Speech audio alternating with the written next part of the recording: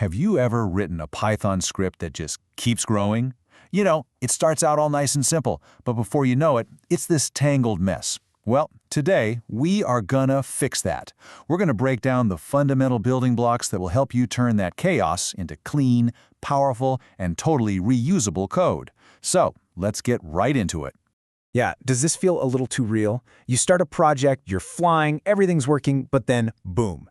Your script is hundreds of lines long, and just trying to find one little thing feels like a total nightmare. Trust me, this is a classic growing pain for every single developer. But here's the great news. You are absolutely not alone, and there is a way out of this mess. The solution really comes down to two key concepts in Python: functions and modules. Once you get these down, it's going to completely change how you write code. For the better, I promise. All right, so let's start with our very first building block, the function.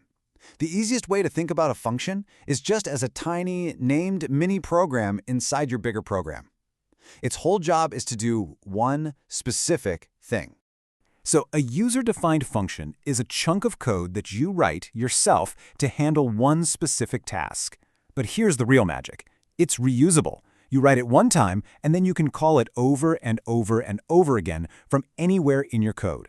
This is like step one to making your programs way cleaner and so much easier to manage. And you know what? Defining a function is actually super simple. It really just breaks down into these 5 parts. You kick things off with the def keyword, give your function a clear, easy-to-read name, and then inside the parentheses, you list any inputs it might need. We call those parameters. The code that's indented right below, that's the function's body. It's where all the action happens. And then finally, you can use the return keyword to send a result back out. Let's see that exact structure in action. So here, we're defining a function called square number. Super clear, right? It takes one input, a parameter we've decided to call number.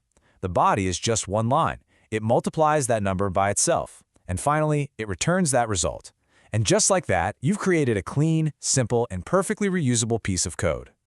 Okay, so now you're writing all these great functions, which is awesome. But pretty soon you've got a whole bunch of them, and you start to wonder, where do I put all these things? Well, that brings us to our next building block, modules. I absolutely love this analogy. If you think of each function you write as a single brick, then a module is the wall you build with all those bricks. It's really just a way to group your related functions together into one single organized file. So what even is a module? It's not some crazy abstract thing. It is just a Python file. Seriously, that's it. Any file that you save with a .py extension is technically a module, and it's all ready to hold your amazing reusable functions. So we've got our functions, and we've organized them into a module. Now for the really cool part. How do we actually use them in a different script? This is where the whole approach just shines. The whole setup is incredibly simple. We're just going to have 2 files. The first one, myutils.py, that's our module. Think of it like our own personal toolbox. The second file, main.py, that's our main program, the one that actually needs to use the tools from that toolbox.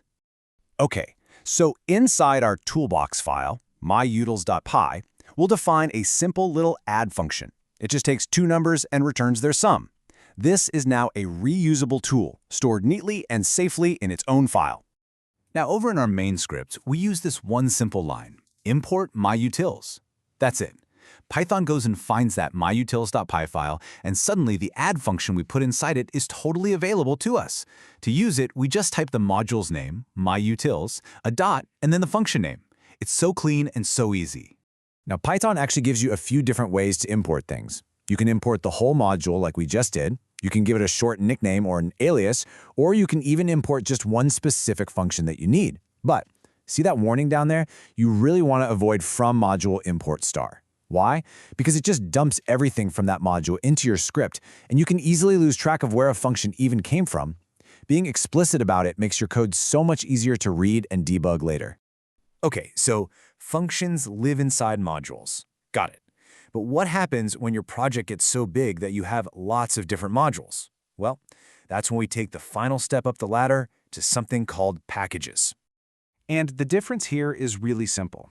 A module is a single .py file. A package is the next level up. It's a whole folder that contains multiple related modules, turning your code into a nicely structured, shareable library.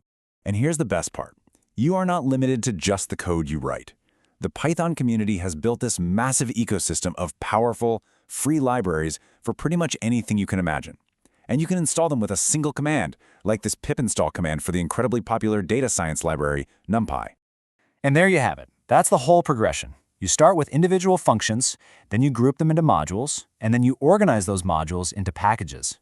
By really getting a hand on these building blocks, you move past writing messy scripts, and you start building clean, organized, and truly powerful applications.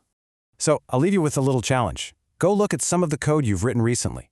What is the very first reusable function you could pull out and stick into your very own utils.py module? Give it a shot. Thanks for hanging out, and happy coding.